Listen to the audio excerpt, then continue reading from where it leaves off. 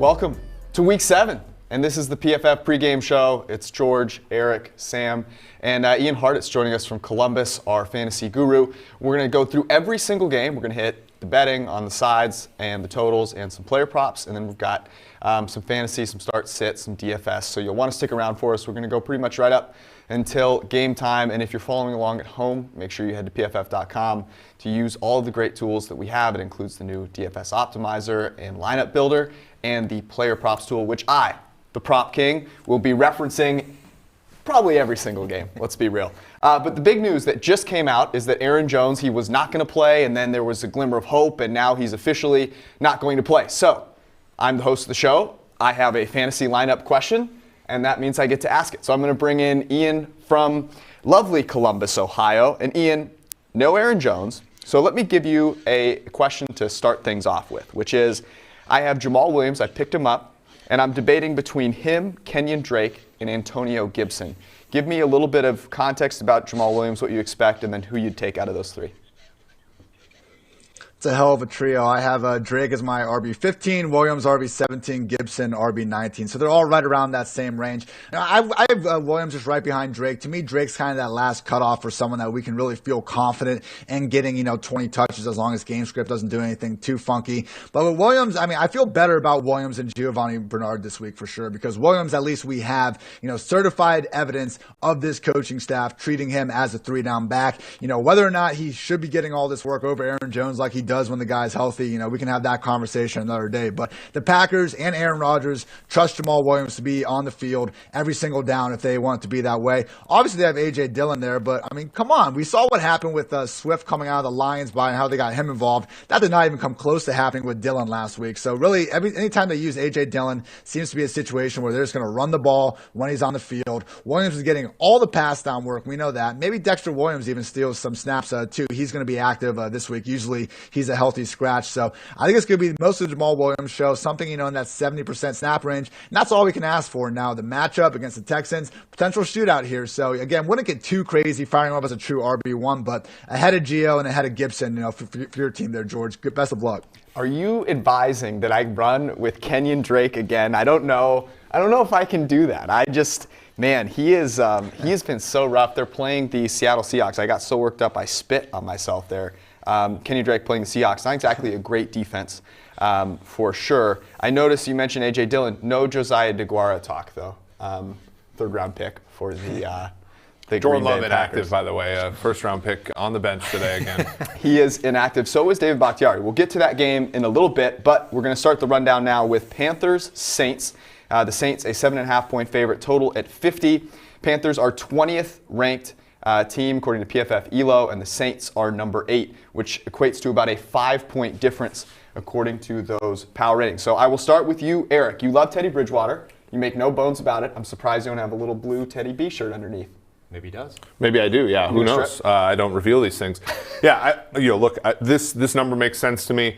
At 7.5, it was too many. I think, going with Carolina probably would have made sense. Now at 7, I can't lay it with New Orleans. I think that they're not, or at 6.5 even. I can't lay it with New Orleans, but I also don't think that Carolina with that defense has earned the right to be back today. So this is a pass for me. Some player props that I like. I do like Bridgewater over rushing yards for another week. 13.5. That seems a little bit low. And Mike Davis. When is the Mike Davis train going to end? We like his unders, I think, this week. I don't want any part of this game because it saddens me. The two quarterbacks are just miserably conservative right now. You have got Drew Brees, who is dead-ass last in both average depth of target and percentage of deep passing. Teddy Bridgewater is somewhere between 26 and 29 in those two different categories. It's like either one of those two guys has got to just try and out-efficiency the other one over the course of the game, or somebody has to take a deep shot at some point. So both of you, much ado about nothing, both passing on this game overall. 7.5, total of 50. I kind of like the over, and I'll tell you why. The Panthers defense doesn't provide much of anything in the way of stopping anybody. And you mentioned the Saints. Okay, yeah, they're conservative. They don't throw the ball downfield. Emmanuel Sanders out with the Rona. Mike Thomas out with whatever the heck is going on with Mike Thomas. However, the best receiver on the Saints is still playing, and that's Alvin Kamara. 92 PFF receiving grades first. He's got 343 yards after the catch. That is first, 344 receiving yards after contact. Also first. Alvin Kamara is going to roast the Carolina Panthers. And I think Carolina, with both of those receivers, Robbie Anderson and DJ Moore, have a chance to put up some points here. So I'm going to go over. And at 7.5, I would be very tempted to go with the Panthers too. The Saints, as you said, they're kind of we've seen the money we've seen money though on the Panthers, so that I don't think this number is bettable at 6.5. Right? If it did get back out to 7.5, I think you would have to grab it. It's already down to 6.5. Mm-hmm. Wow. Well then, fuck everything I just said.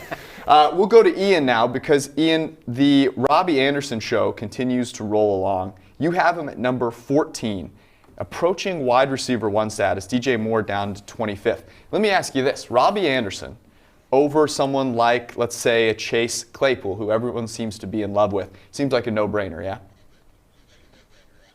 Yeah, absolutely. And I mean, I know the disparity between the guys is pretty wide, but DJ Moore actually has, more of a kind of wider range of projected outcomes than I think he's been given credit for. It's been so wild to see Robbie Anderson come into this offense and emerge as number 1 guy that we've almost made it okay, it's Robbie's passing game and DJ Moore is out of the picture. No, I think it's a situation where if you have either one of these guys in your fantasy squad or lucky enough to have both, you can feel confident starting both of them in this matchup. I mean, Marshawn Lattimore, quarterbacks are posting a perfect 158.3 passer rating when targeting him in coverage. I know the pass rush is good in New Orleans, but I just don't think they can hang with these receivers. And while, okay, DJ or Robbie, we can argue about who's the true wide receiver 1 in Carolina. In terms of just workload, both these guys are fantasy wide receiver 1s. I mean, Robbie, number 8 in target share, number freaking 9 in air yard share. DJ Moore is 15 in target share, but he's number 5 in air yard share. So both these guys getting all sorts of fantasy-friendly opportunities. And because it's so condensed, without a complete target hog running back, we're seeing them both put up numbers. So don't be afraid to go the well with both. You were rolling with Carolina getting 7.5. At 6.5, how do you feel about that?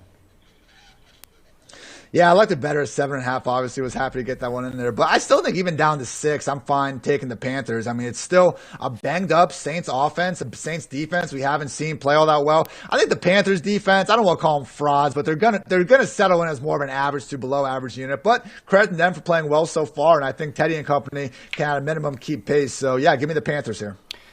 I am very glad that I took the over and didn't take Carolina, because I still want to take the over at 50. About 3,000 fans in New Orleans for this one. So I'm sure they'll be very loud, but it won't be anywhere near the home field that the Saints are used to. And now, the prop king is checking in. My good friend Eric Matchin. We got music for this? We should. I need a crown. Yeah. I need maybe a cape of some kind. Scepter. Yes, maybe a nice chair, something like that, an iron throne. Teddy Bridgewater, 13.5 rushing yards. Over that number, minus 100. Last week, I gave you the same prop. Teddy Bridgewater looked like he drank a little bit of Michael Vick water before the game. I think he had 48 rushing yards, easy money. And then Drew Brees, passing attempts, 34.5. I actually kind of like the over. I think they're going to have to throw a little bit here. This game is a little bit closer, and I like the over. And then Mike Davis, under 4.5 receiving yards, or receptions, sorry. Christian McCaffrey's coming back. He's going to see a few shadows there and go under 4.5 receptions. So there we go. All right, we're on to the Bills and the Jets because we have to. We said we're going to go to every single game, and so we will. The Bills are 13th ranked team after a couple of straight losses. The Jets are number 32 with a bullet. This was 13 to open. I'm going to go ahead and use the line I had last night, which is minus 10. Eric can correct me if that has moved down any further. Total at 46. The difference between these two teams, just using our power ranking number, is about 8.9 points of difference. That, however, does not have the binomial variable 0 or 1 for whether Adam Gase is your coach. Yeah, absolutely. And you're actually going to have to lay 115 to bet the Jets here. So for another week, a bunch of people are on the Jets. I can't get there this week. When I look at this, Sam Darnold coming back, but receivers like Crowder are out. You're going to see Denzel Mims for the first time. Buffalo has a lot of injuries, but when you look at the differential in coaching, it's too stark for me to get to the window here with Buffalo. I could see them losing, but not enough to put my hard-earned cash. Or not covering. I could see the Jets covering this number, but Buffalo has a lot of holes in here. It's just, Darnold but back, their coach differential's too big.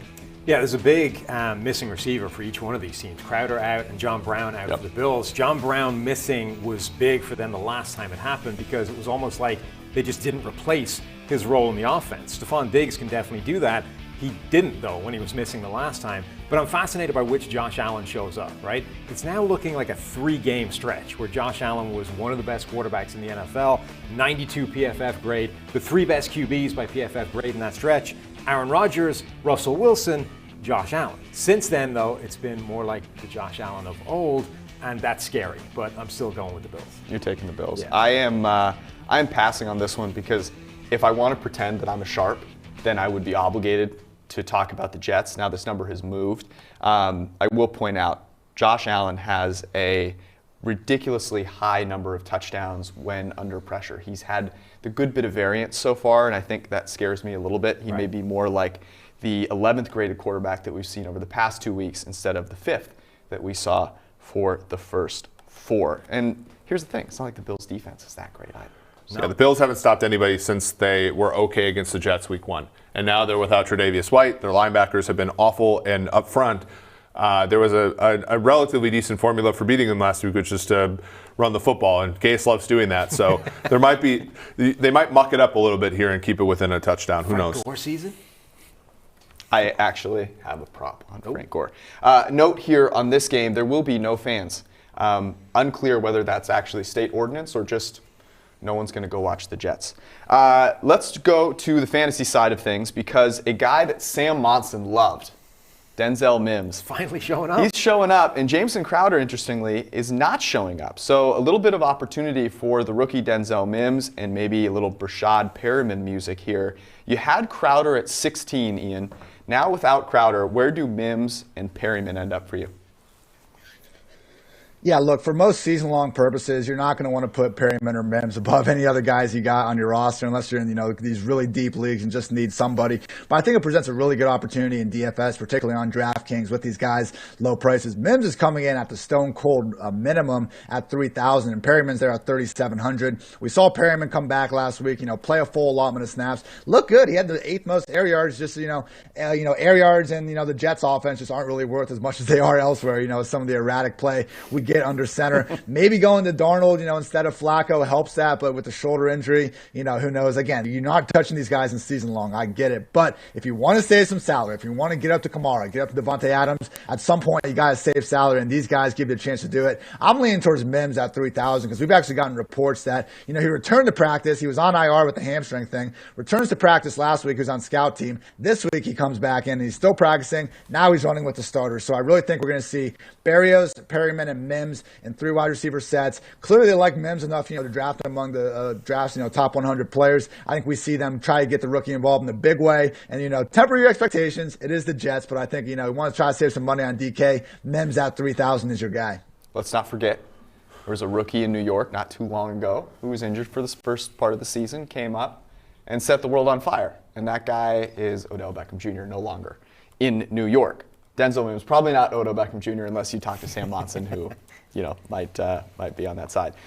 Ian is rolling with Buffalo as well, covering the 10-point number. As I said, I'm going to pass on this one. However, we talked about the ageless Frank Gore. 6.5 receiving yards for a man that simply cannot be stopped. That is just, that's hurtful.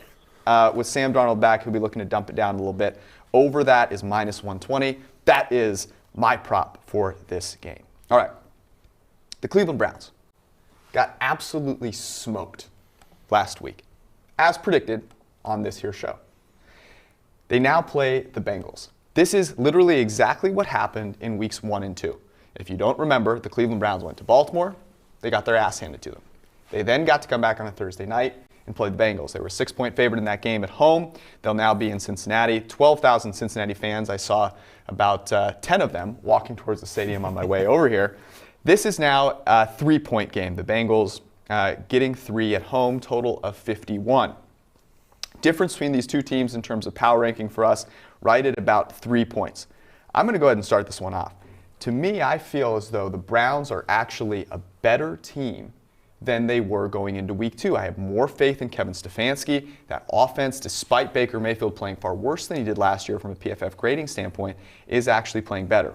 To my point, Baker Mayfield, 0 games with a better than 80 PFF grade this season. That's not great, but this is the Cincinnati Bengals. not the Pittsburgh Steelers. And so for that reason, this is the get-right game here. The Cleveland Browns, to me, are that team that can beat the bad teams because of scheme, kind of like Kyle Shanahan and the 49ers can do.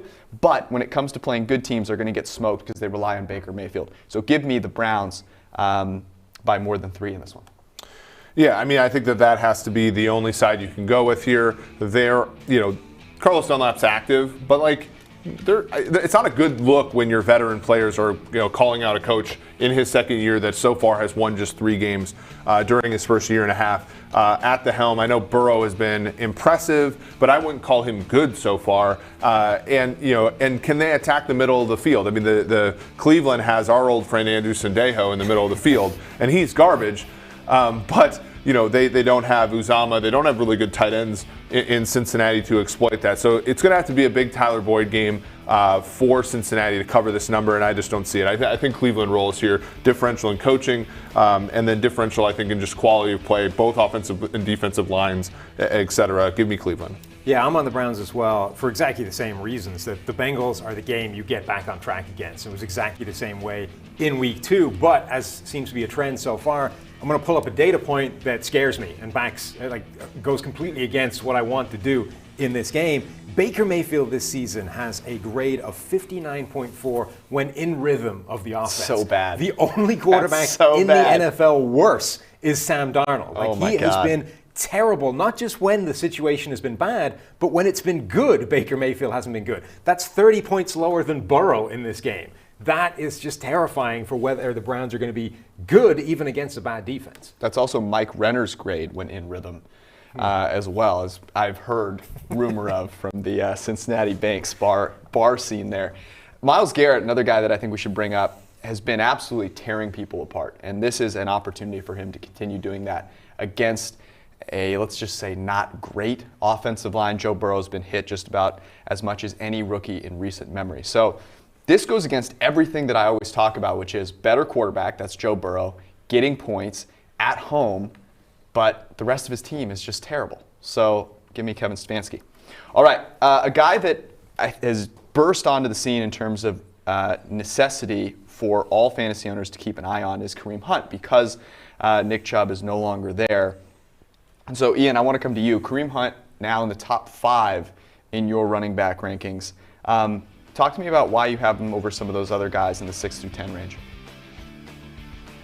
Yeah, I got Kamara, Zeke, and Henry over Hunt, and that's it. And I just don't think we've seen the true breakout post-Chubb Kareem Hunt week yet. I think it's going to happen this afternoon, though, because you look at these last 2 weeks for the Browns, and it's been weird fourth quarter usage for Hunt, but it's very easily explainable. In week 5, he started cramping beginning of the fourth quarter, and last week, the entire offense was pretty much off the field by the 10-minute mark because they were just getting blown out so bad, and they needed to get Baker home safe, more or less. So Baker, still dealing with this ribs injury, and I think, it makes sense if, as you guys are talking about, even when things are going well for Baker, they aren't really going well, so why not give your, stud running back as many touches as he can possibly handle against a defense that he already tore up, and now they're even a more banged up unit on the defensive line than he saw the first time this year. And I just think, again, you look at those first 3 quarters of the past 2 weeks without Chubb, we've seen Hunt play 70% of the offensive snaps, 27 carries, 6 targets. Dearness Johnson only had 7 combined carries and targets during that time with under 30% snaps. So, it was a 1A, 1B situation with Chubb and Hunt.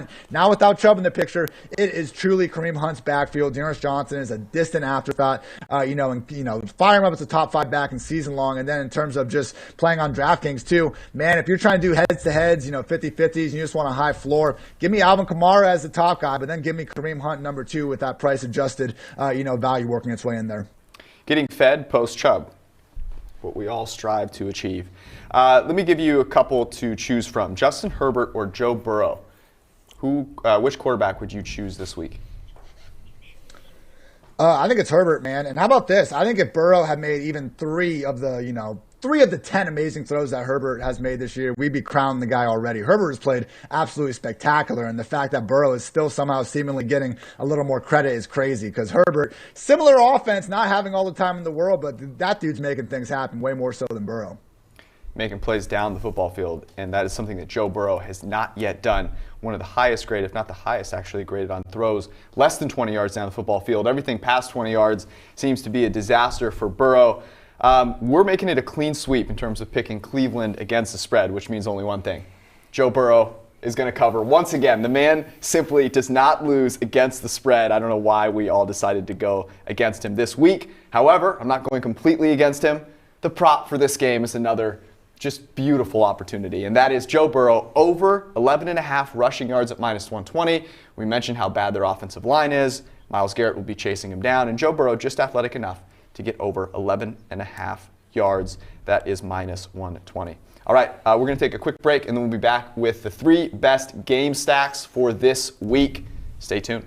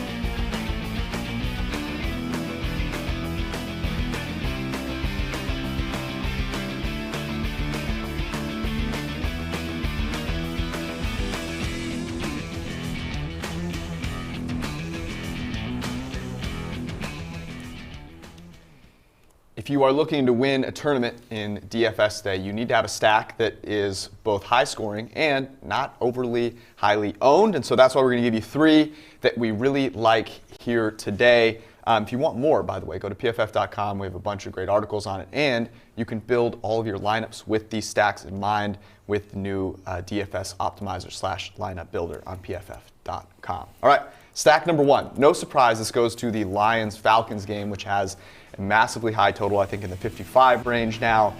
And the first stack has Matthew Stafford, Kenny G, and Marvin Jones on the Lions side, paired with Julio Jones, who I guess there was some question as to whether he was going to play, but he is playing now. Yeah, I think when you look at this, you have to buy into the variance of people liking Ridley more than Jones, possibly, as well as Marvin Jones not having produced a great game over the past few months. Along with Kenny Golladay, who's been great since returning from injury. That's really where you're going here. If you stack this game a little differently, Ridley, Jones, let's say Ryan, and then one of the Lions receivers, I think you're going to be playing in a little bit more of a lineup that other people are going to have. So go with Golladay, Jones, and then Julio Jones on the other side to go with Stafford. Neither of these defenses have kept anyone from throwing the ball all over the yard. So really either side offers a ton of opportunity. And the Lions have really not gotten their downfield passing game going quite yet. If there's a get-right spot, it's in Atlanta. Stack number 2 takes us to Houston.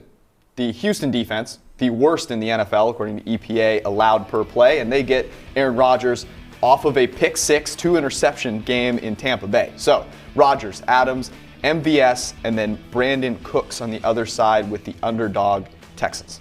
Yeah, another option would be Randall Cobb here, but I think that Cooks is the guy that they've been going to down the football field. They also have a ton of injuries in the secondary without King, without Savage. So the Cooks play, I think, is a nice add-on to this. Our colleague Ben Brown had Marquez Valdes-Scantling as somebody who, given target share, all that kind of stuff, was a great blow-up candidate this week. So it might be somebody that you want to have in all of your lineups to go with sort of the have-to-haves here, which is Rodgers and Adams. Stack number 3. Los Angeles at the 405 spot, I guess, which is the Chargers and the Jacksonville Jaguars.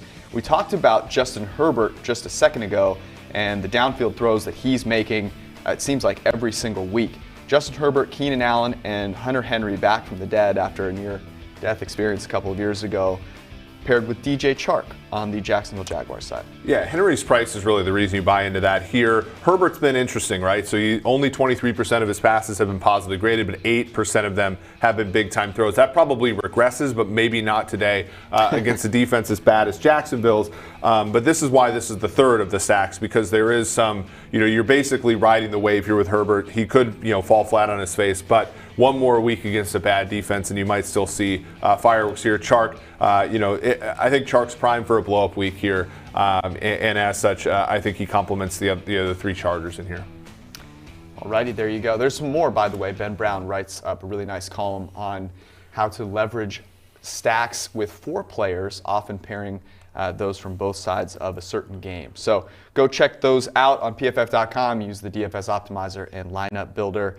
We'll be right back. We're going to talk about, for the second straight week, an NFC East title game with the Washington football team and the Dallas Cowboys facing off. And then the Aaron Rodgers revenge tour. Can they cover as a road favorite?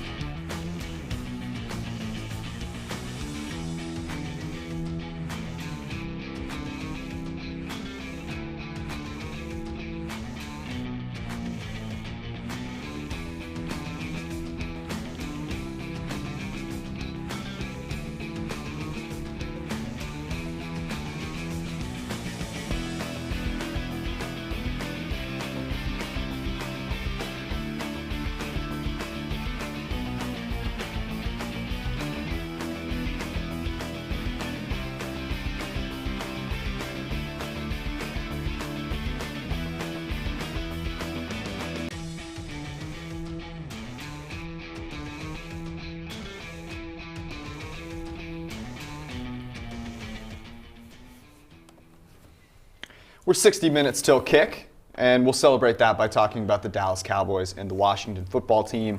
Cowboys are 23rd ranked team, the football team 29th. The football team, however, favored at home by 1, or at least it was. I think they still are favored, total at 45. According to our power rankings, there's about a 3.2 point difference between these two in the favor of the Cowboys. There will be 3,500 fans, or they'll be allowing 3,500 fans in Maryland. No clue if any will actually show up for this wonderful game. But the beautiful thing is that even if the game sucks, you can still bet on it. Sam, I'm going to come to you first here. The Cowboys looked awful. Yes. Okay, very awful. But it was Zeke Elliott just throwing the ball up, wearing sleeves similar to what I'm wearing. The Cowboys aren't that bad, are they? No, and I was big on the Andy Dalton train a week ago, but I forgot to factor in that the red rifle simply does not fire on prime time. Cannot. This, though, buried in the middle of the Sunday games, is where you get 80-plus grade perfect. Andy Dalton. The Cowboys have 3 of the top 50 wide receivers in yards per route run, and the one that isn't, Michael Gallup, is the guy that shows up like big when they need a clutch play late in the game. So all the reasons we liked Andy Dalton a week ago, I think, are still valid, and now we might actually see them against the Washington football team.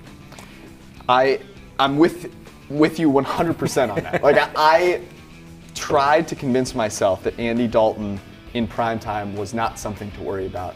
It turns out Zeke Elliott in primetime is potentially something to worry about. I've got to think here that Mike McCarthy looks at this game and says to himself, I can't let Andy Dalton get behind the 8 ball. I've got to give Andy Dalton a chance to throw early. This has been said a lot. You protect your quarterback by running the ball on 1st and 2nd down. That's a complete lie. You protect your quarterback by letting him throw in easy-to-throw situations. That's 1st and 2nd down. The great receivers, as Sam mentioned, give me the Cowboys as even a small underdog here. Anything else to add to that, or are you hopping on the Cowboy train? Yeah, some money in on Dallas here. Game's a pick 'em now. I would still take Dallas probably out to like -2.5, frankly. Yeah. No Zach Martin is worth noting. Zach Martin, obviously the lone remainder of the good offensive lineman that they have there. Chase Young, though, has not looked quite the same since he's come back from injury. We talked about the receivers on the Dallas side. I now want to go to Ian because there's a receiver on the Washington side who it seems like, again, Terry McLaurin is going to get somehow screwed over by this terrible quarterbacking play in Washington. I'm just hoping that Justin Fields stays healthy. They can get him over to Washington very quickly. He can start throwing the ball to Terry McLaurin. But while Terry McLaurin has Kyle Allen or whoever the hell is out there behind center throwing him the ball, what's the outlook for Terry this week? Poor McLaurin, man. The conversations we've had to have about this guy through 2 seasons, like, can he produce without Case Keenum under center? Can he produce without Dwayne Haskins? Like, it's just one terrible quarterback after another. Obviously not fixing himself this week, but luckily he is going to get maybe the single coziest matchup in the league against his Cowboys secondary. I mean, we probably have to spend the rest of the show listing all the guys that have already gone off against his Cowboys secondary this year. Don't expect Terry McLaurin to, be the one that finally busts. You hear these kind of players coming out from the Cowboys this week, with the anonymous reports and all that, talking about lack of mid-game adjustments, just kind of bad game plans in general. And the one thing we know with the Washington football team offense, they want to get Terry McLaurin the ball. He's arguably the engine of the entire offense, even not just the passing game. So, against this defense, go the well with Terry McLaurin. I love him, season long as a top 12 option, and then also just DraftKings, I think at 5,800, he can be in cash and tournament lineups alike. Other thing though, guys, I feel like we're just not giving enough credit to this Cowboys offensive line being a shell of its former self. I realize that the Cowboys have done fine, going from quarterbacks, even, losing Zeke, losing Dez. Ever since 2014, they've really been fine when they lose these skill position talents. But all of a sudden, both tackles, the center, and now Zach freaking Martin. I mean, okay, Chase Young hasn't been the same, but we still got, Montez Sweat, Jonathan Allen, Jerome Payne. There's still plenty of monsters on that Washington football team defensive line. I just feel like we're still giving the Cowboys a lot of credit, and they just really haven't even earned any of that in at least the year 2020. I have no arguments against that. There is certainly reason to be concerned with Andy Dalton and the Dallas Cowboys. You're taking the over, Ian. This is I think it's at 45. So if you're worried about the Cowboys offense, do you think that there's like maybe a defensive touchdown, maybe the football team gets it rolling? Well, I just think Washington can move the ball on the Cowboys. And the Cowboys, I mean, you would have thought that going from Dak to Andy Dalton, maybe you would stop operating at the league's fastest pace and have your entire, game plan, just the same. But the Cowboys, are keeping on, running the most plays in the league. So I think, as we saw last week, even when things go south, Dalton's going to be throwing that ball 50, 60 times per game eventually. I think with a total that's, not even starting with a 5, they can definitely manage to clear it. Terry McLaurin, Ian has him ahead of Allen Robinson, Robbie Anderson, and Amari Cooper, who is in this game as well. So if you were doubting Scary Terry, don't do that. Don't be an idiot. Also, prop in this game, going to J.D. McKissick. Because that's what you have to do when a game like this shows up. Whew. And here's the reasoning. I have Antonio Gibson. I'm relying on Antonio Gibson to come up and fire in this game. And so certainly J.D. McKissick will go over 19.5 rushing yards. You're welcome. Okay, and we spent 5 minutes on that game. Holy cow. Green Bay Packers going to Houston. They got crushed by the Tampa Bay Bucks. There are going to be about 20% capacity in this game. The Texans are a 3-point underdog. It was 3.5. It's been moving around. No David Bakhtiari, no Aaron Jones. Total at 56. The difference in power ranking between these two teams is about a 5.7 point difference. And so for that reason, I look at these two teams, I go, Green Bay, not nearly as bad as they were last week. Davante Adams dropped a pass that ended up being intercepted. Aaron Rodgers is still amazing. Take out that last game. Look at the other games. His time to throw dramatically lower, getting the ball out quickly. They get back to that in this game. Why? Because the Houston Texans don't have anyone that can cover anybody, whereas the Tampa Bay Bucks did. They have one of the best coverage units in the NFL. The Houston Texans, they have one of the very worst. So give me the Packers and the over. Sam. Yeah, I think I agree across the board. It's just a great matchup for this Green Bay offense, not just because they're good and the Texans' defense is bad, but even on a schematic level. You go down into the X's and O's, the Packers run a ton of 11 personnel. It's 1 back, 1 tight end, 3 wide receivers, and they're really good when they do it. Rodgers has the #1 PFF grade in the NFL from 11 personnel, a passer rating of 123, which is coincidentally the exact same passer rating as the Texans' secondary is giving up. That leads to some big numbers. Yeah, this total's gone down from 57 to 56. I think I support the over now with that move because 56 is, a key number divisible by. Good. I was worried you were going to pass on every game. So divisible by 7. You're getting back on the train.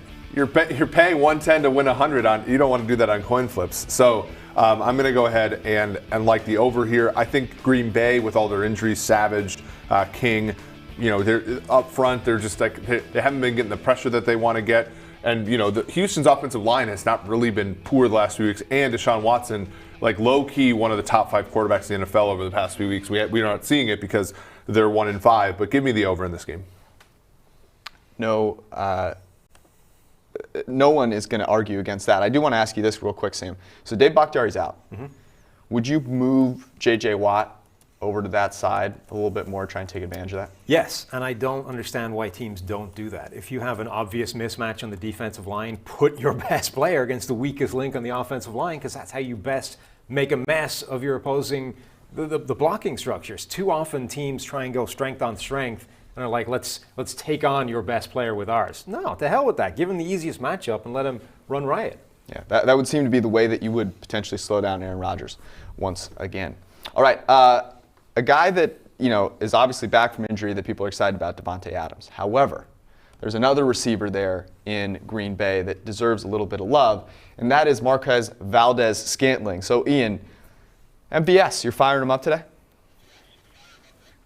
Probably not season long, but again, when we're making these DraftKings lineups, we got to try to find some room to save value. And, if you look at these games just on the slate as a whole, and we got Packers, Texans, Lions, Falcons, and then Seahawks, Cardinals. Those are kind of the 3 games screaming out like, okay, there should be plenty of points being scored on both sidelines. So one of my favorite game stacks for this entire slate is Aaron Rodgers, Davante Adams, Marquez Valdes-Scantling, and then bringing it back with David Johnson on the other side. So there's going to be a lot of chalky ownership on Jamal Williams. Maybe most of the touchdowns end up being thrown through the air. We know Devontae is going to do his thing, but MVS, even with all these injuries, Lazard and Adams being banged up, he's just stayed as that offense's field-stretching wide receiver. His average target depth is, I believe, almost 19, which is absolutely absurd. He's always ranking as one of the top air yard guys every single week. Really haven't seen him put it together since week 1, but, against this Texans secondary, that's going to be, awfully preoccupied with Adams. It only takes one with MVS, and I do think he'll find a way to get at least one in this spot. And then, like I was saying, wrapping it back around with David Johnson, he's still a guy, he's in that Kenyon Drake mode where he's getting, 15 to 20 touches and not enough targets as we would prefer. But, who's also in that mode? James Conner, but he's actually been getting the touchdowns. So, it just these early down backs that don't have the huge pass game works, it doesn't look great until it does. But we got to keep going back to well with them because it's just hard to find this many guaranteed touches otherwise. Davante Adams, your #1 ranked wide receiver. You said earlier we talked about Jamal Williams being the guy in Green Bay at the top of the show. You said you have him 17th.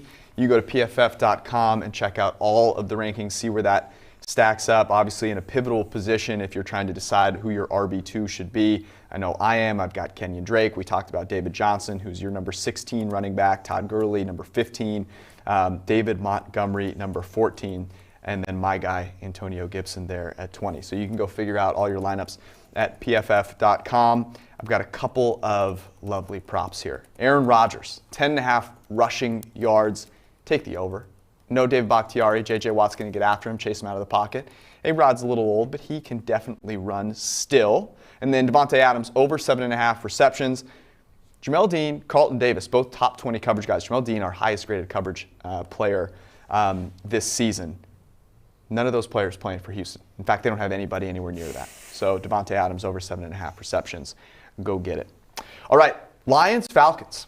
Falcons were 2.5. Now it looks like 1.5. Total at 55. And there's going to be about 20% capacity in Atlanta today.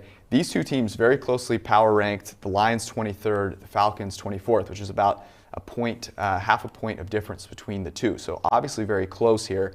And I'm going to do it. I'm going to go with the Falcons. Why? Because they have no Dan Quinn. They have a new identity. They're going to throw the ball.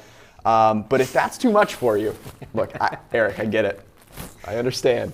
If that's too much for you, just roll with the over, 55. Both these teams don't really play great defense, 24th and 27th in EPA per play allowed. So I like the over here. Your weeks are spent trying to convince me to not bet the Falcons every single day, and then when the camera's on, bet the Falcons. Okay. All right. You bet them last week. I'm trying to learn from you. I know. Are you not taking them this week? Yeah. But, okay, well, there you go. but here's the thing. The most value in this game is on over 55.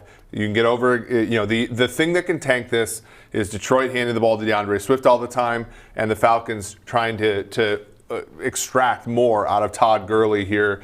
Otherwise, neither of these defenses can stop anybody. I think this is actually going to be a great game. I think it's going to be fun to watch. So buy into that. There are three, you could make put Marvin Jones in there, 4 really good wide receivers in this game. And 2 good young tight ends in TJ Hawkinson and Hayden Hurst. Okay. I don't even know what to say. If you're looking at, do either of these teams have a chance at stopping either of these receiving duos? So, not a big one, but I will give you a point in Detroit's favor, because my biggest problem with their defense for a long time has been that you know what you're going to face every single snap. They play 60% of the time pure man coverage. You know what you're facing. The last couple of weeks, though, they've quietly shifted that and have gone to a way more zone-heavy set of coverages. Cover 2, cover 3. Now, I don't know if that's a shift to recognize the weakness of the guys they have trying to cover, or if it's trying to mess with opposing offenses and just give them something that they're not expecting. But Desmond Trufant out again. I think it's the right thing to do, whether or not it actually succeeds, stopping Julio Jones, Matt Ryan, and Calvin Ridley et al. No Desmond Trufant revenge game. Yes. Oh, man, that's a bummer. So you are rolling with the Lions here. Yes, for exactly that reason. Okay. I think the shift in scheme is a good one, a smart one, and will help them. Both these teams are in that zone of you bet on them and then you hate yourself for the next 4 hours. So keep that in mind. All right, from a fantasy standpoint, Matt Stafford, we talked about the Lions passing game obviously just now, that downfield passing attack that we just haven't seen get it together yet this season. However, my man Ian Hartitz thinks this is the week. Stafford, you're rolling with him over the likes of Ryan Tannehill, Justin Herbert, Joe Burrow, TB12?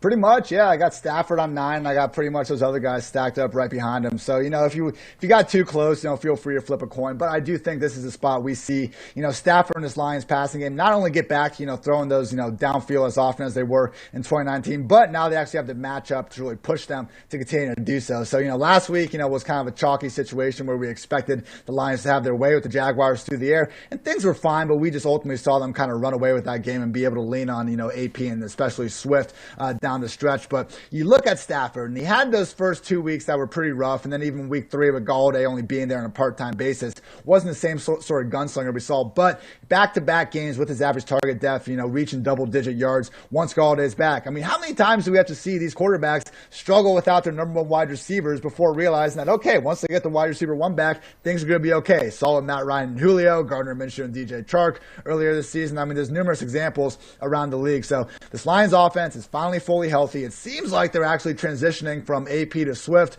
at least a little bit. That's going to help the passing game. We know the Falcons can put up points. I think this is the week that we see Stafford, Galladay, maybe Marvin Jones, and especially TJ Hawkinson get going in a big way.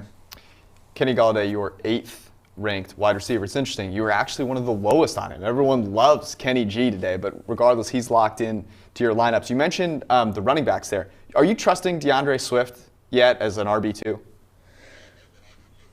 Not fully. I still think he's a better flex play. The thing about last week is AP was, a late addition to the injury report, and he still played more snaps and had more carries than Swift. I mean, when we've taken leaps of faith with these rookies, your Justin Jeffersons, T. Higgins of the world, and we've told people, okay, now's the time, start trusting these guys immediately. That was because of a true workload shift. I mean, DeAndre Swift's snaps last week really weren't any different than what we'd seen, in week 1, week 3, and week 4 previously. So it would make sense if they get the guy going, where he looks like their best running back, and they draft him as a top 50 guy for a reason. But you know what? They also just brought in AP off the streets and have been playing him ahead of Swift, and now we're still in the week 7 talking about if this is going to happen. So tough to assume, rational coaching, particularly with the backfield stuff in Detroit. And yeah, so, borderline RB2 range, that's fine. But I don't think it's a situation we're going to be talking about him as a top 12, top 15 option anytime soon. Prop that I like most in this game, Matt Ryan, no interceptions. Matty Ice had a nice game last week. I think he keeps it rolling here. For all the props, you can go check it out on PFF.com. I'm going over 55. Eric, it says there Falcons -2.5. I assume someone's just playing a joke with you. But we'll keep that, just so you know, for if you want to fire some angry DMs. Eric is advising you to take the Atlanta Falcons. Sam rolling with the Lions. Ian also rolling with the Lions, getting their passing attack back on track. Okay, the game of the week, certainly the game of the early slate. Pittsburgh Steelers going to Tennessee to face the Titans. These are our 5th and 6th power ranked teams. Titans 5th, Steelers 6th. There's about a half-point difference between those two just based on power ranking. The Titans a very short favorite in this one, total at about 51. Going to be at 20% capacity in Tennessee. So that's Clay Travis and his closest friends. They'll all be there cheering. No, where do you find the other? Cheering very vigorously. We said the stands would be full, George. Yeah, well, Jason Whitlock's making an appearance. Oh, that's right. Well, I've completely lost my train of thought now. This game is so interesting to me because the Pittsburgh Steelers have been one of the best teams at controlling the pocket. They get pressure on the opposing quarterback over 50% of the time. We've actually never seen a team do that for a whole season. And then Big Ben is the least pressured quarterback in the NFL. So you think about how much they control the line of scrimmage, and then you look at the Titans, and you go, man, the Titans do a really good job of all those things too, especially on their offensive end with play action. Their play action game is so lethal. And Ryan Tannehill, even though he takes a bunch of sacks, he's been off the charts in terms of throwing with guys in his face, which leads me to believe that Art Smith is getting him reads that he is comfortable with. However, you'd expect that to regress a little bit. So my question to you is, can Ryan Tannehill keep it going this week against the Steelers defense? I am riding the Blitzburg defense every week until I find a team that can stop that. Number 1 in pressure rate, as you say. Number 2 in blitz rate, just behind the Baltimore Ravens. They are going to throw everything at you until you can pick it up. And the Titans lost Taylor Lewan, left tackle down with an ACL injury, I think. And as much as, the play action stuff is definitely helping Tannehill out, and he has the number 1 passer rating in the NFL while under pressure, so that's a good thing. They're just throwing so many bodies at you that you're going to have problems, whether it's a play action fake, whether it's a run play, whether it is a quick pass. Until you hurt the Steelers over the top, which I think is the only way of backing them off, they are going to mess up your offense. Yeah, but they can beat them over the top, right? Like their receivers have been amazing down the field, and I think the underrated part of this game is Devin Bush is out for the season, right? So you have a new middle linebacker. They've been peppering that 10 to 19 range. Tannehill, less than 4% of his passes are big-time throws, but over 30% of them are positively graded. What does that mean? That's the 10 to 19 area, and that's exactly where Bush is, right? And so when I look at this game, I do think that I respect Pittsburgh's defense, but I also look at Tennessee, take the total 50.5, now it's 51.5. Like, Tennessee's gone over almost every single game that Tannehill's been the quarterback. Like, I think they're going to pick up their end of the bargain on offense. For me, the question is can they stop anybody on defense? Mm-hmm. No, it's a really good point, and I would the Devin Bush point is really good. Looking at Ryan Tannehill, just since he has taken over the starting job there, he is the 2nd highest graded quarterback since that time. Only Russell Wilson has graded better than him. Like, this guy is playing really well over a large sample. And when I look at the Pittsburgh defense, here's what I think about. 2nd easiest schedule so far this season. Only the Colts have had an easier schedule. it stands to reason that a defense like the Colts defense can look good against really bad competition. The Titans, they didn't get off to a hot start, but they've played really well offensively against some good competition of late. So if I had to side with one of those, I'm going to take the offense. It's more stable week to week, whereas I think the Steelers, even without Taylor Lewan, maybe that's a product of facing some bad offenses. So I'll take the over, and I'll take the Titans. I know where Ian Hartitz is going. I know he's going to the over because that's his MO, and it's always a good one. From a fantasy standpoint, though, Ian, A.J. Brown is back. He's been kind of lighting the world on fire. I'm going to give you a trio here, let you talk about AJB. A.J. Brown, Will Fuller, or Mike Evans today? Man, I think I'm going to have to lean towards AJB as a top option there. And, the matchup, okay, it's not great, but I think, we're letting that kind of just Browns domination where Baker Mayfield couldn't do anything stick out in our minds a little bit more with this Steelers defense. I think we should. I mean, look, each of Deshaun Watson, Daniel Jones, Carson Wentz, and even Jeff Driscoll threw for over 250 yards and multiple touchdowns against this Steelers defense. Their pass rush is amazing, but I think sometimes they're so aggressive that they kind of end up getting burned for some big plays. So we saw Travis Fulgham look like a superstar a couple weeks ago against them. Darius Slayton had over 100 yards and 2 touchdowns in week 1. I mean, they haven't been immune to giving up big performances. And when we look at A.J. Brown, I mean, just the way the Titans want to continue to feed this dude the ball in the red zone, it's been great to see because honestly, not surprised to see him continue to kind of rack up these non-practices on Thursday throughout the practice week. Doesn't look like the same sort of, yak gob we saw throughout most of the 2019 season, but making up for it, with these fantasy-friendly red zone targets. I think the Titans plan when they go into every game. They want to feed the big dog plenty of carries, and they also want to get A.J. Brown plenty involved in that passing game. So, I mean, as long as AJB is out there and healthy, we got to treat him as, borderline wide receiver 1, regardless of the matchup. He's been insane since he's come back. Chase Claypool, another guy that's been insane. 155.3 passer rating when targeted through 6 games, the highest ever for a rookie wide receiver since we started charting in 2006. But now Deontay Johnson is back. Deontay Johnson's been very good. Juju Smith-Schuster is still happy with 2.5 fantasy points a game, so not a big threat there. But what is the expectation for Claypool now coming back? Are you confident in his target share going forward? Would you be more confident in, say, a CeeDee Lamb, another rookie that has been tearing it up?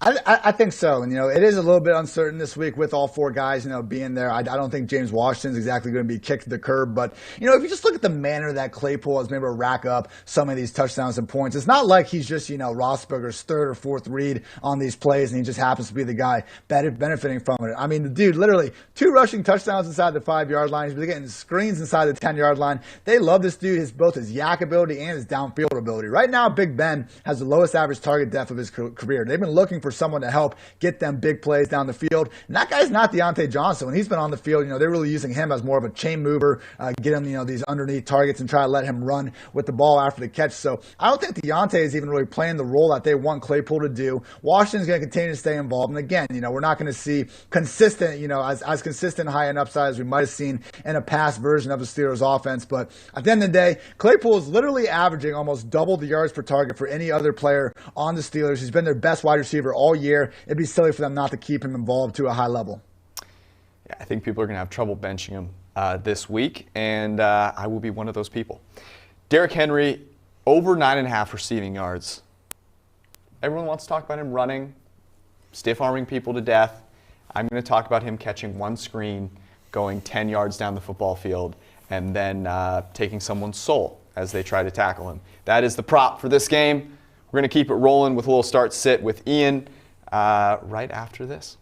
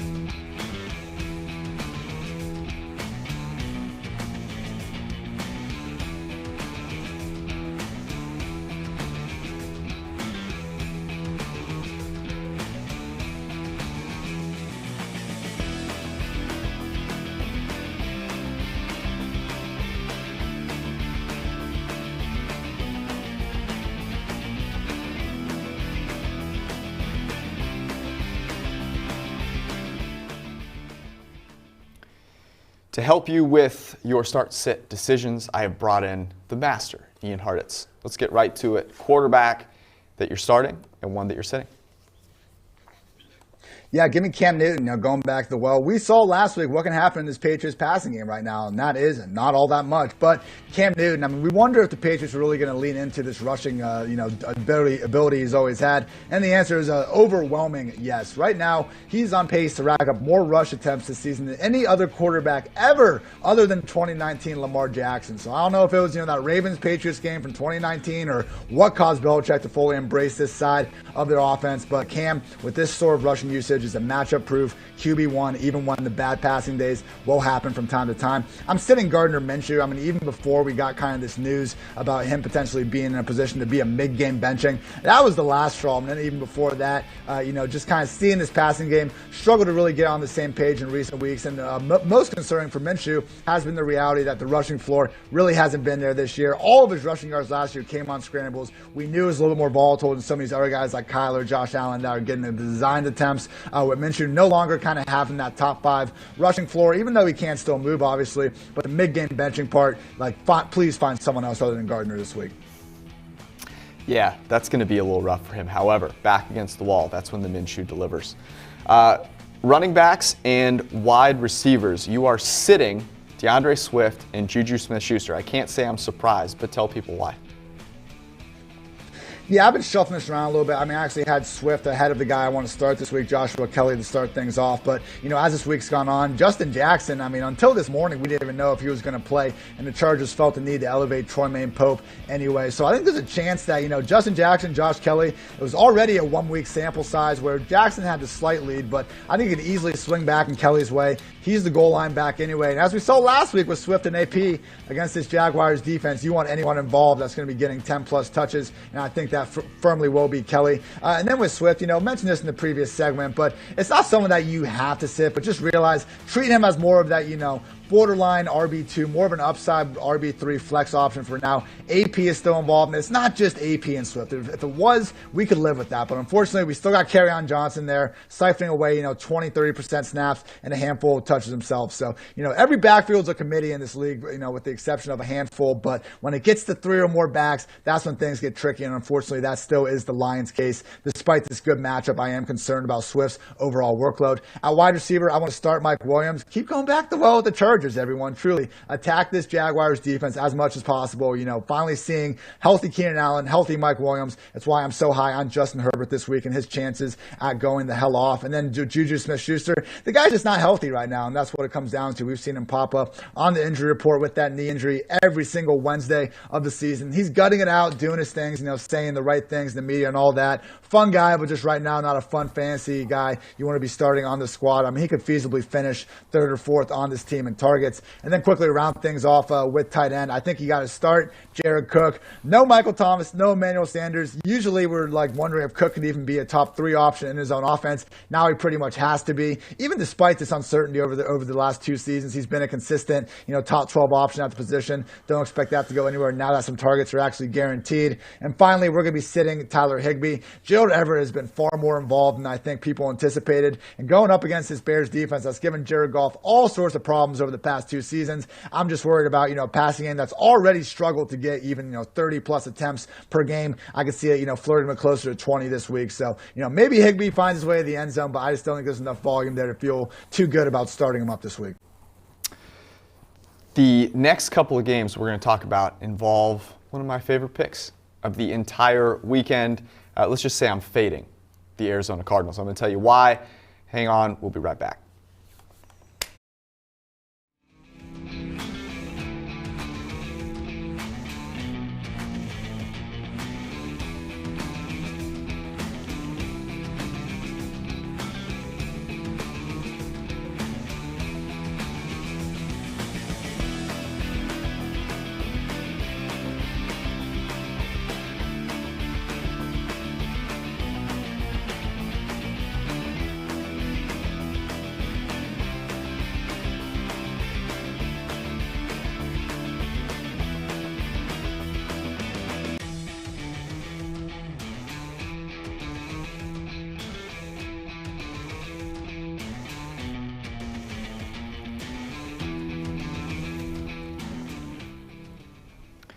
Alrighty, we're going to start with the Sunday night game because when we created this slate, it wasn't the Sunday night game, but now it is.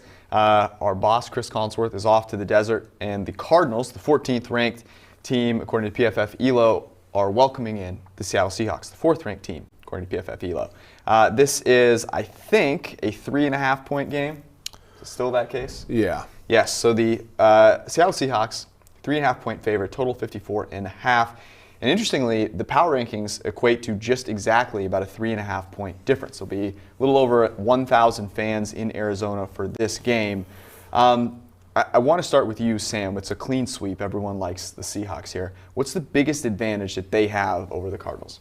Biggest advantage, I think the biggest advantage is quarterback, right? Russell Wilson is on a tear. They're letting him cook this year. Kyler Murray hasn't taken the step forward at quarterback as a passer that we thought he might this season. He's definitely got a higher floor because they're getting him more involved in the run game, design rushes, scrambles, all of that kind of thing. But he hasn't become, the next Russell Wilson, which I think a lot of people are projecting him to, if not this year, then at least over the first couple of years. How many times are we going to hear about the fact that both these guys are under 6 feet tall? Both of them can run laterally and forward without falling over, a la Daniel Jones. We're going to hear about that so much. Interestingly, the Cardinals have faced the 5th easiest schedule so far. And to me, that is indicative of what's happened with Kyler Murray. Like, the passing game hasn't had to be great, and it has not been. But every time he drops back to pass and doesn't end up throwing a pass, in other words, takes a sack or scrambles, they're averaging 5.4 yards per play. First in the NFL by a mile. Like, they're getting the most out of these plays that normally people suffer from, and that's because he's been just annihilating poor teams on the other side, a la the Dallas Cowboys last week. So that's why I'm riding with the Seattle Seahawks as a road favorite. Eric. Yeah, the Monday night game was a lot more about Dallas than it was about Arizona. 140 of Kyler Murray's yards came on 2 passes, so it's over 3/4 of his yards. So I don't really like Arizona as a concept here, even though they have a record that seems to be okay.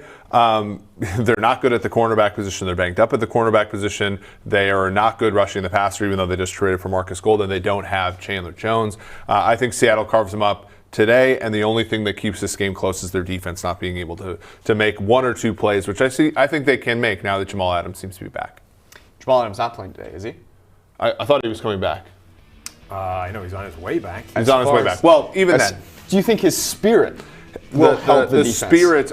The spirit of Jamal Adams will help the defense. The spirit of his progression towards He is playing. out. Okay. Well, then Jamal Adams I still stand by the pick.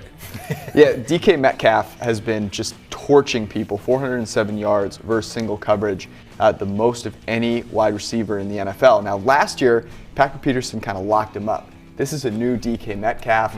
I am not nearly as worried about this secondary. Budda Baker has played well, but I think it's more indicative of how bad the teams they've played have been. But the Cardinals are giving up a passer rating of just 26 against deep shots, which is where most of DK Metcalf's yards have come so far this season. Can't imagine that's stable, though. No, I'm sure it's not, but it's an interesting point. When you play really bad teams, they probably can't throw the ball deep very well. They really haven't beaten, they beat San Francisco week 1. I think that's still carrying over in terms of why people like that team. Speaking of Kyler Murray and the poor passing, Ian, Kyler Murray is a staple in the top 5 for quarterbacks because of his rushing. So does it matter whether he's good at throwing the football? Yeah, exactly. I know in the offseason there are some, murmurs. Hey, could the 2020 Cardinals resemble the 2019 Browns as, a really hyped team, former number 1 overall pick, add the perfect wide receiver, what could go wrong? And, even if they are, maybe as a team, kind of trending towards not quite being the contender that some thought they would be, doesn't matter in fantasy land because Kyler Murray is usually the fastest guy on the field. No one can slow him down as a rushing threat this year. So, anytime they get down that 1 or 2 yard line, as any Kenyon Drake fantasy manager knows, Kyler, is more than willing to keep that ball, skirt his own way into the end zone. So even though the passing game still hasn't been there quite yet, he's still at least in line with DeAndre Hopkins more weeks than not. And like you were saying, man, rushing upside makes it so that Kyler's going to be a top 5 QB pretty much independent of the matchup on a weekly basis. Okay, I'm looking at the props here, and Chase Edmonds, 18.5 rushing yards. I'm fading Kenyon Drake feels like the safest play in the entire universe. Tell me why I'm wrong, Ian. Look, I mean, I agree with you, man. I think if any of us were running the Cardinals, we would probably be giving Chase the ball, but we don't. And because that's Cliff Kingsbury, he is content continuing to feed Kenyon Drake. Maybe one of the most fraudulent 160 rushing yard, 2 touchdown efforts we've ever seen against the Cowboys on Monday night. I'm not sure if, a finger was even landed on him for, the vast majority of those yards. But hey, have not seen the Chase Edmonds takeover come. He's still good for a handful of targets, more games than not. But, Kenyon Drake, still that RB1. Chase Edmonds remains, a valuable guy to keep on the bench, maybe as kind of a desperate flex play. But look, Kenyon Drake, he's getting 20 touches a week for better and for worse. Chase Edmonds over 18.5 rushing yards is plus 110. The other prop that the prop king is ordaining, Russell Wilson, passing touchdowns, 2.5. He's on a mission to win MVP this year. And the Cardinals, not a particularly scary defense. So over 2.5 passing touchdowns, plus 120 for Russell Wilson. All right, Chiefs, Broncos. This was 9.5. I got this in the Super Contest as Broncos plus 9.5. It is going to be snowing. There's going to be wind. It's going to be the end of the world in Denver, according to many people, and that's why the total is 43.5, 44. Very, very low total. Difference between these two teams, just looking at our power ranking, about 9.8 points. So more in line with what we originally saw earlier in the week, but now down to about 7. About 6,000 fans in Denver for this one, making some snowballs. I'm going to start with you, Eric. Why? Because you said you were going to pass on this game, and I want you to tell me why. Yeah, well, I think currently you should still pass on the game. The total, as we talked about last night on the PFF Daily Betting Podcast, is 44. It's now 43.5. As news continues to come in about this weather, the total is going to decline even further.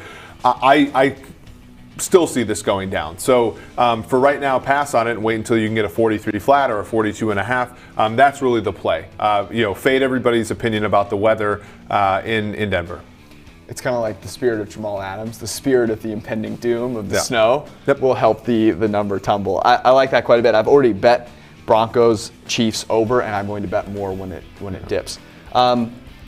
Sam, you are with us on the over. Yes. Do you have faith in both quarterbacks, or is it just a Patrick Mahomes thing? It's definitely more Patrick Mahomes than Drew Lock. I will say, though, that look, both these quarterbacks are capable of making big plays regardless of the weather conditions. When you have horrible weather, a guy with a cannon for an arm and the ability to put the ball where he wants it to go is going to mitigate a lot of those problems. We know Mahomes can make throws in any kind of situation, in any kind of weather.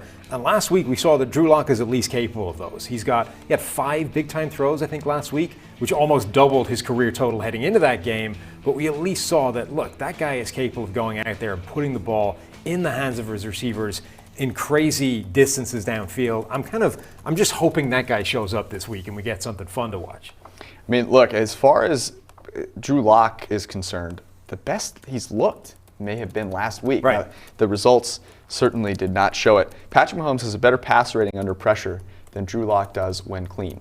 That means that Drew Lock's results should improve when clean. And it's not as if the Kansas City Chiefs defense, I feel like the biggest issue is just the weather, but these guys are professionals. They can handle the weather. I mean, the last time they played in a snowstorm, I think the game landed 30, something like that. It was Kansas City put up their end of the bargain.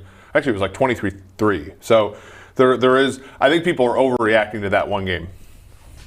First time for everything. All right, looking at the fantasy side of things, a guy that people in Denver absolutely adore is Tim Patrick. Ian, do you also adore Tim Patrick? He's playing some good ball, and honestly, right now, he's got the volume to kind of back it up and put up some good numbers. I mean, seeing Drew Lock fearlessly not only target, Patrick and Judy, but even, testing Stephon Gilmore with Deshaun freaking Hamilton down the sideline. I mean, Drew Lock does not care. He's the closest thing we have to Jameis Winston starting in the league right now. And for that, we thank him, because for better and for worse, it's going to be entertaining. I don't think Drew Lock, is at the point where he can be a viable fantasy quarterback. I mean, despite the big time throws, we saw what the, raw numbers he put up last week. And obviously that's what we're more concerned with for fantasy purposes. But at a minimum, I think he can enable, Tim Tim Patrick, Jerry Jeudy to some sneaky big days. I mean, it's going to be a little bit of a stretch in most season-long leagues to start them this week. But, as under the radar DFS guys, I like the chances because, I mean, for Locke to have an 18-yard average target depth, obviously that's going to come down. But, man, we're used to seeing the league leaders, between 10, 11, maybe best case 12-yard average target depth. So Locke, not afraid to chuck that ball downfield. And Patrick, over these past few weeks, has sure looked like, one of the better guys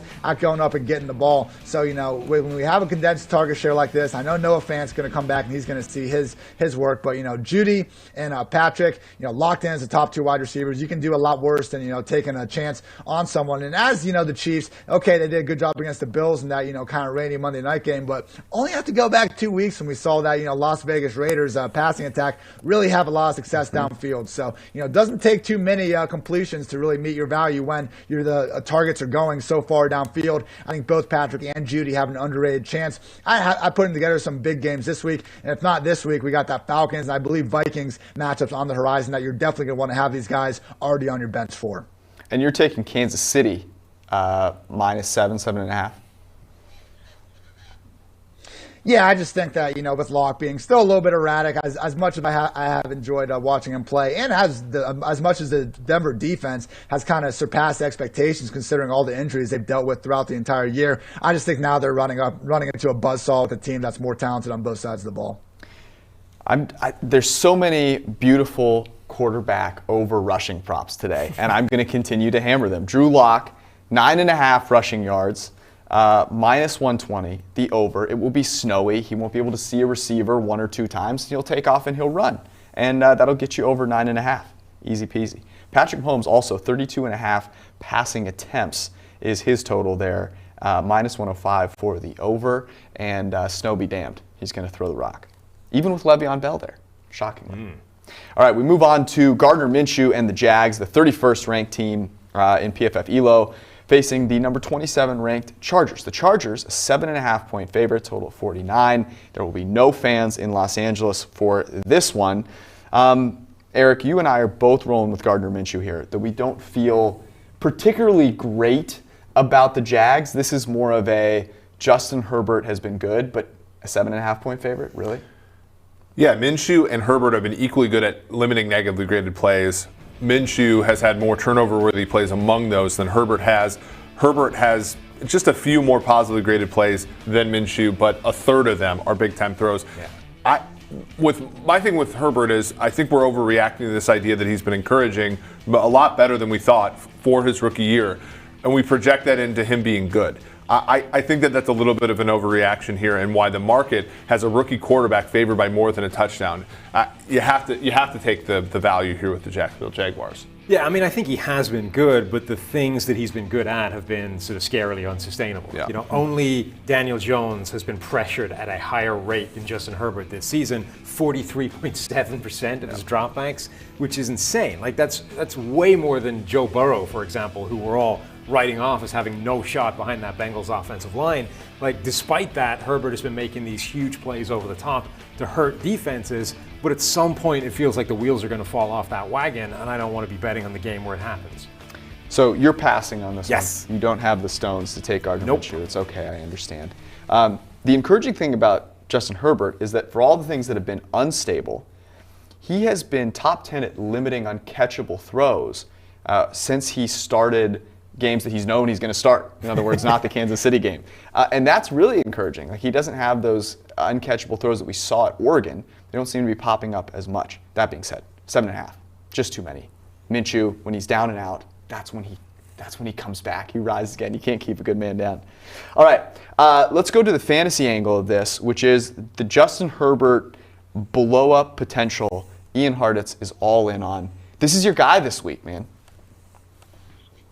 He's my guy, and I hear you guys. We're going to see a rookie floor at some point. I just don't think a Jaguars defense that's allowed 30 points in every single game except week 1 is necessarily the unit to bring out the worst of Justin Herbert. I mean, to this guy's credit, look at the schedule he's had to come out with. I mean, to start his career, against the Chiefs, pretty much the day of the game after, that whole botched Tyrod thing. After that, faces, a pretty underrated Panthers defense that'll probably come back to earth, but they've at least been better than we've thought they were going to be this year. And then back-to-back road spots against a Buccaneers defense that made Aaron Rodgers look mortal, and then going into New Orleans on a primetime game at a minimum. So he's passed every test to this point. And looking at this Jaguars team that, again, in past weeks, the Lions, the Texans, the Bengals, Dolphins, one team after another, we've just been finding all kinds of success pretty much playing fantasy players against them. The biggest obstacle I can worry about with Justin Herbert's kind of fantasy production is, will they get up too quickly and just start running the ball? But I think if that's the worst thing you can kind of say about someone's fantasy prognosis, look, there's going to be touchdowns being scored. Everyone in the Chargers offense, and even the two backfield, this passing game, are talented guys, and I think has a chance to, be the ones, scoring those touchdowns. But Herbert, he's the one that's been making it all hum. The pressure, not great, but hey, he's been showing off some of the sneaky athleticism. And the Jaguars, I believe they're bottom 8 still in pressure rate. I think, as this was, the spot that we were going to Burrow a couple of weeks ago, saying, okay, not sure they can guard him, and they definitely can't pressure him. Same reasoning with Herbert, except Herbert's actually shown us a much higher ceiling than Burrow to this point, at least in fantasy land. Much better weapons as well. Ian is rolling with the over.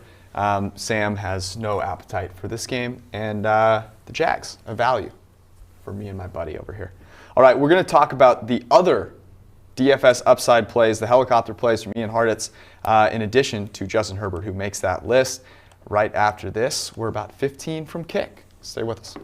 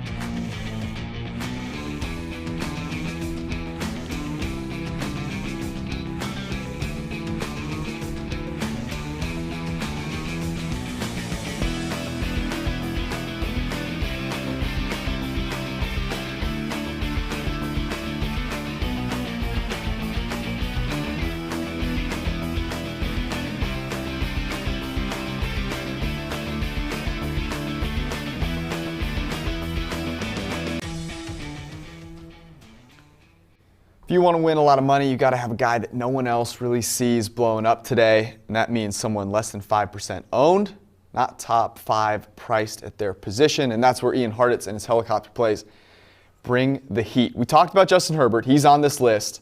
Take us through the rest of the guys that you like this week. Yeah, just so you know, we have bumped up the ownership to 10%. Last week had, Jefferson, Swift, Julio blowing up. They were at like 6-7%. So you know what? We're just looking for guys, that aren't at least chalk. And I do think we got some good ones this week. So yeah, Justin Herbert is the pick of the week. You're looking for, 300 plus total yards and accounting for 4 touchdowns. Mentioned in the previous segment all the reasons why we should be loving this Chargers offense. Maybe, at some point we are going to see the rookie floor. But you know what? Right now he's the fantasy QB 8 in fantasy points per game and the QB 9 fantasy points for dropback. So, we haven't seen the floor yet. And, in this matchup against the Jaguars defense, I don't think they're going to be the ones to bring it out of him. We got great stacking partners with Keenan Allen, Mike Williams, both healthy, both ready to go. Arguably the healthiest offense he's had to this point, with the exception of Austin Eckler. With the running back position, I'm liking Mike Davis at 6,600 a lot. He was looking like he's going to be a little more chalky now that Aaron Jones has been rolled out. But even so, nobody played more snaps to the running back position than Mike Davis last week. And, it's as tough as, this matchup might be going to New Orleans. The pass rush is much more of a concern than the run defense. And for Mike Davis, even if this game gets out of hand, that could almost be better for him from a fantasy perspective because he's going to rack up those targets in garbage time. So no matter what happens in that game, we can project Mike Davis for 20 plus touches. And if he's even going a little bit under-owned, those are the types of spot we want to target in tournaments. Also like David Johnson at 5,300 a lot. Going up against the Packers defense that has allowed the most fantasy points per game to opposing running backs this season.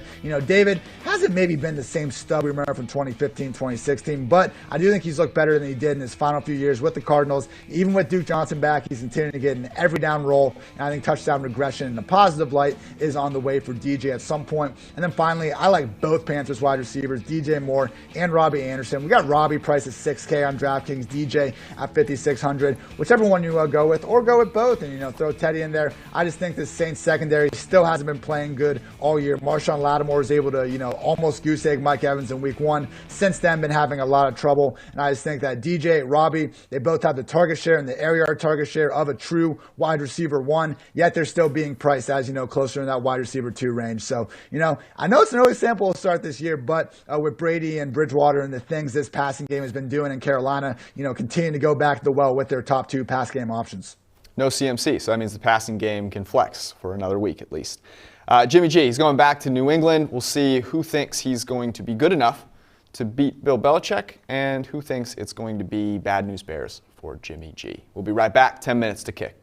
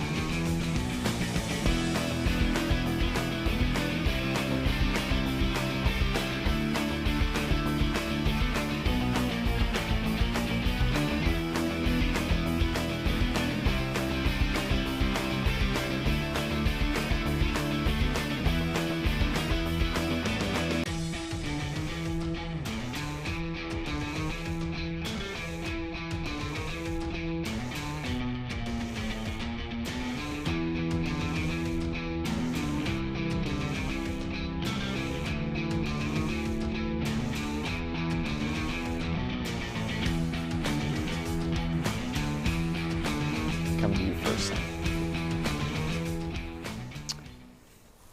This was potentially, I have some insider information, could have been a Sunday night game. It's not. It's still Romo, Nance, 4 o'clock, and that is Niners Patriots. 10th and 11th in PFF ELO power ranking, right there next to each other. The Patriots were only a 2-point favorite just a couple of days ago. They're now a 3-point favorite as people are kind of wising up to the fact that maybe we shouldn't get overly hyped about one bad game. The San Francisco 49ers, the 3rd easiest schedule. The New England Patriots have played the hardest, which is why I personally was on the New England Patriots when it was 2. At 3, I'm not getting anywhere near the amount of value, so I'm laying off it here. I'm showing a little bit of discipline. Although I think the Patriots here, it's a nice spot for them to bounce back, actually similar to how the 49ers bounced back last week against the Rams. Yeah, and I think fundamentally New England are a better team. I think they'll win. But to me, forget the data, forget all the numbers. This is just the most interesting chess battle between 2 coaches you're going to see in a long time. You've got Kyle Shanahan and the Rembrandt stuff that he can do on offense to scheme anybody open, to have an entire system where the quarterback doesn't have to be a big part of it. In today's NFL versus Bill Belichick, the greatest defensive mind the game's ever seen.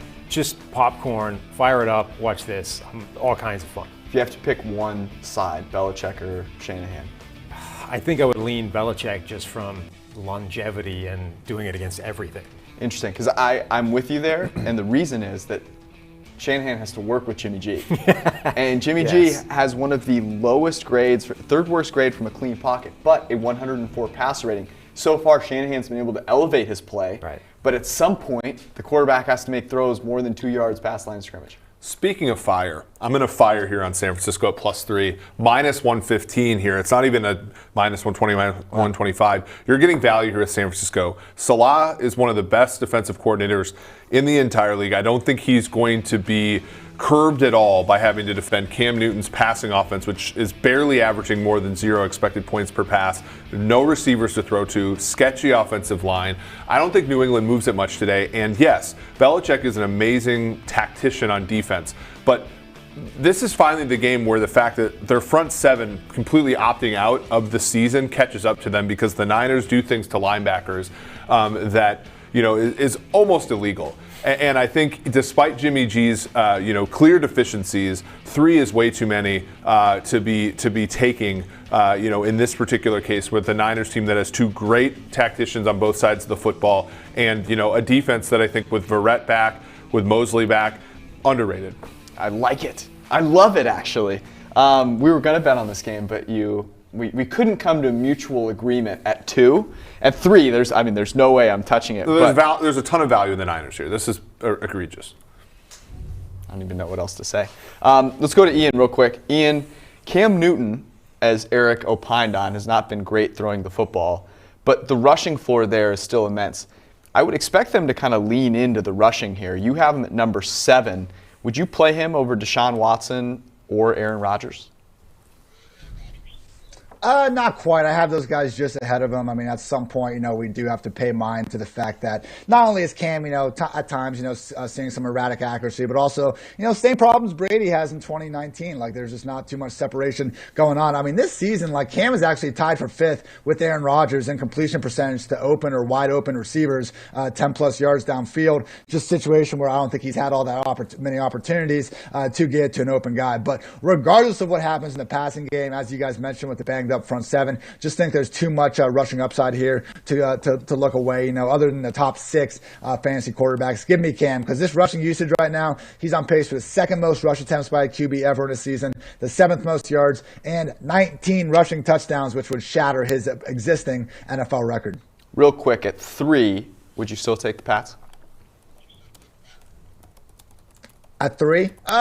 Yeah. I just think that, if anyone's going to be able to stop Jimmy G and those just, 0.3 seconds where he's so brilliant at, flipping the ball ahead to Deebo Samuel, I think Belichick and company can maybe slow that down just a little bit. Man, I'm excited to watch this game. Another game I'm excited to watch, Tampa Bay Buccaneers versus the Las Vegas Rona Raiders. This was Sunday night. It's no longer Sunday night. Let's see. Some money came in on Tampa Bay, got out to 5. It's now back down to 4, total at 51.5. We're very close to kickoff, so I'll just run around the horn here. I am on the over. A lot of points going to be scored here. I think that the Raiders continue to try and throw the ball downfield, and Derek Carr maybe coughs up a fumble here or there. This one's down to -4, -105 at Tampa. I think there was some bets. People like Tampa, kind of with the COVID situation with the Raiders. If this gets down to 3, fire on Tampa Bay. Yes. At this number, probably good to lay off. My only worry about the over is that in the Raiders' perfect game, they're running the ball to Josh Jacobs on 1st and 2nd down and letting Derek Carr convert 3rd downs. And I don't know if that's conducive against a Tampa Bay defense, that can really smother you, and a Tampa Bay offense that when they get ahead has shown the propensity, as they did a week ago in a game that went under, to just run the football with Ronald Jones. So that'd be my only concern with the over. I don't think I can support the under, though. I'm going to pass on this game completely. Oh, nice. The idea that the blitz scares me too much. Tampa Bay blitzed the ever-living crap out of Aaron Rodgers last week, and it really worked. But now that's all on tape, and the Raiders have had a week to figure out exactly how to deal with it. This is correct. I also like Chris Godwin. Over 5.5 receptions. Let's do it. Prop King needs to make a comeback here. Ian, real quick, your thoughts on the Henry Ruggs, Josh Jacobs side of things for the Raiders? Yeah, look, with Josh Jacobs, he hasn't had the most consistent performances this year, a little bit more touchdown dependent people would like. But we've seen in negative game scripts him stay on the field, still get that 60% snap rate, which he just wasn't seeing for portions of last year. So, I've gotten a few start-sit questions with Jacobs, and people, put Jacobs in that RB1 spot in your lineup and do not take him out regardless of the matchup. I know this isn't a good spot, but he is truly the engine of this Raiders offense. They'll continue to get him the ball as much as possible. All right, we're 2 minutes to kick. And here's the good news. If today doesn't go great for you, Monday, Bears, Rams. The Bears are 6-point underdogs in Los Angeles. Myself, Eric, and Sam all like the Bears, which means only one thing. It's probably a disaster. And you should go with Ian, who has the under. That was the PFF pregame show. Enjoy Week 7. If you need any help with anything, PFF.com is always on. Go check it out and enjoy yourself. Have some fun. We'll see you guys.